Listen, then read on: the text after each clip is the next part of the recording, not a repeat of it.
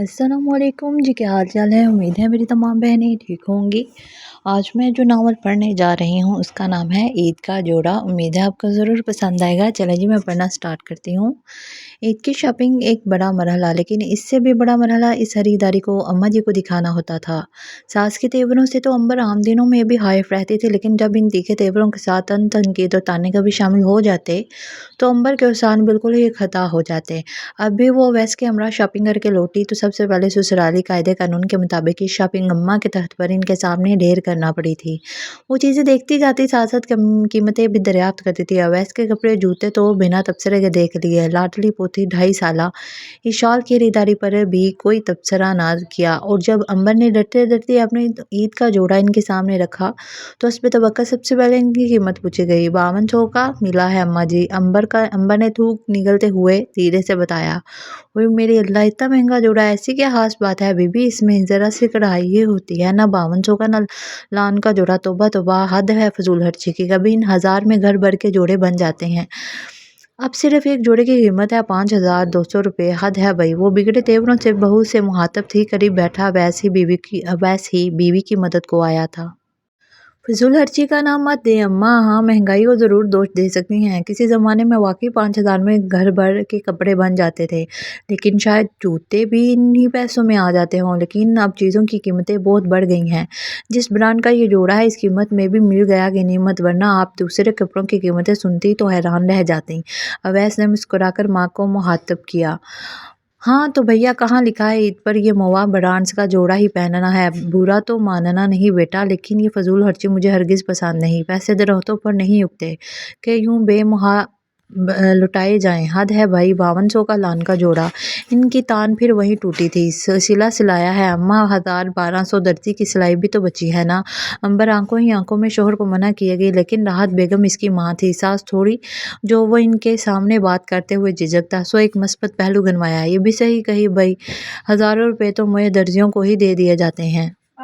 खुद सिलाई करके पहनना बहू बेगम को गवारा ही नहीं। अंबर ने आंखों ही आंखों में वैसे एक बार फिर इल्तजा की कि वो आगे से कुछ ना बोले। सद शुक्र के इस बार बात इसकी अकल में समा गई। इसी वक्त इस शाल ने भी फीडर पीना है मम्मा का नारा बुलंद किया तो अंबर इसी मुदाहलत को गनीमत जानती जल्दी से मंजरनामे से गायब हुई। लेकिन 5200 के जोड़े पर अम्मा की बड़बड़ाहटें काफ़ी देर तक जारी रही थी। मैं तो आपसे पहले ही कह रही थी, इतना महंगा जोड़ा मत दिलवाएं, अम्मा बहुत नाराज़ होंगी।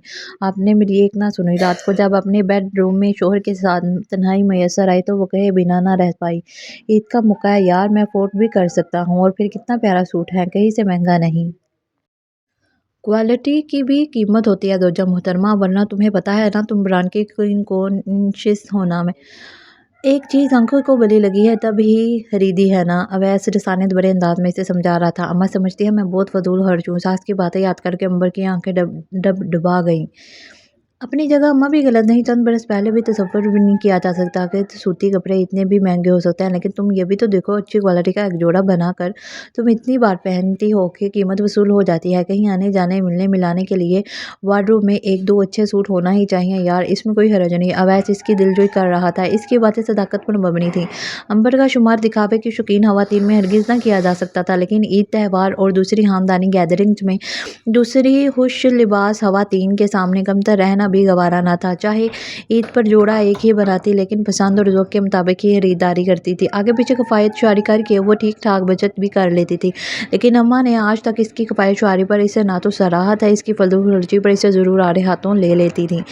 वो गैर जानबदारी से तजज़िया करती तो अम्मा का मौक़िफ़ भी इतना गलत ना लगता, लेकिन कभी दिल करता कि गैर जानबदारी का ये मुज़ाहरा करते हुए अम्मा भी तो इसका मौक़िफ़ समझे। अवैस की दिलजोई के वजह से बहुत देर तक अम्मा की बातों का गम दिल में ना रहता। अगर शोहर अवैस जैसा हो तो ससुराल वालों की तलख़-ओ-शीरी बातें बर्दाश्त करना इतना भी मुश्किल ना था। वो हर घड़ी अवैस की हमराही पर फ़ख्र के साथ साथ शुक्र भी करती थी।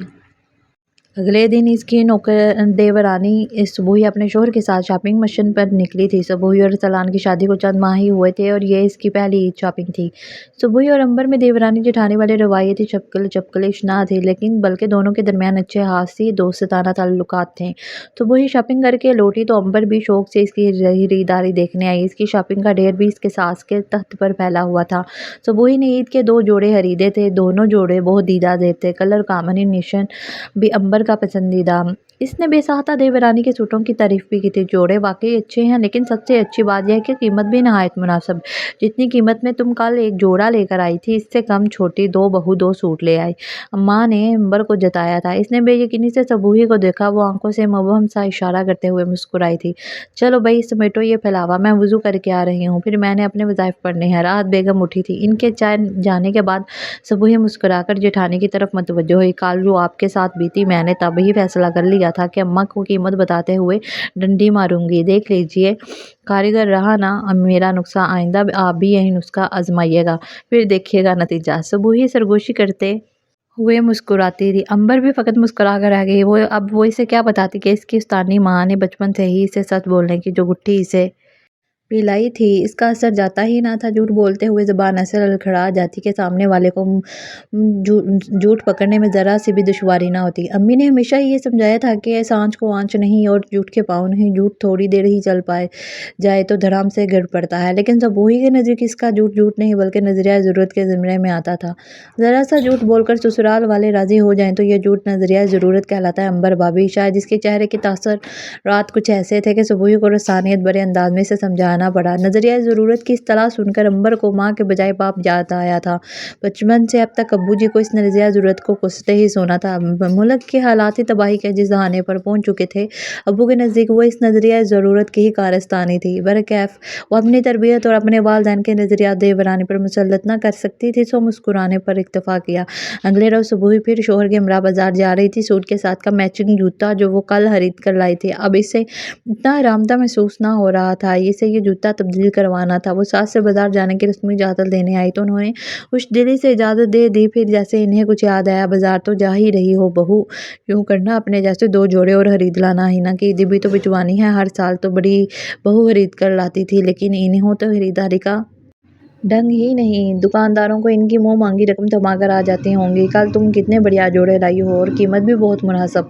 मैंने कल ही सोच लिया था हिना की ईद की खरीदारी तुमसे ही करवाऊंगी। अम्मा ने अपनी ब्याही बेटी का तज़किरा करते हुए बटुए में से पैसे निकाले थे। सास की बात सुनकर सबूही का चेहरा फुक हो गया था। इसने गर्दन मोड़कर मदद तलब निगाहों से शोहर को देखा। अरसलान ने मैं क्या कर सकता हूँ वाले स्टाइल में कंधे उचका दिए। सबूही ने मरे मरे अंदाज में सास के हाथ से पैसे थाम लिए। लामहल्ला इसे अपने पल्ले से पैसे डालकर यह खरीदारी करनी थी। कदरे फासले पर बैठी सब्जी बनाती अंबर दिल ही दिल में ये सोचे बिना ना रह पाई कि इसे अपने ईद के जोड़े की आतर अम्मा की चार बातें सुननी पड़ी थी। लेकिन सबूही की निस्बत इसे ये जोड़ा फिर भी सस्ता ही पड़ा था।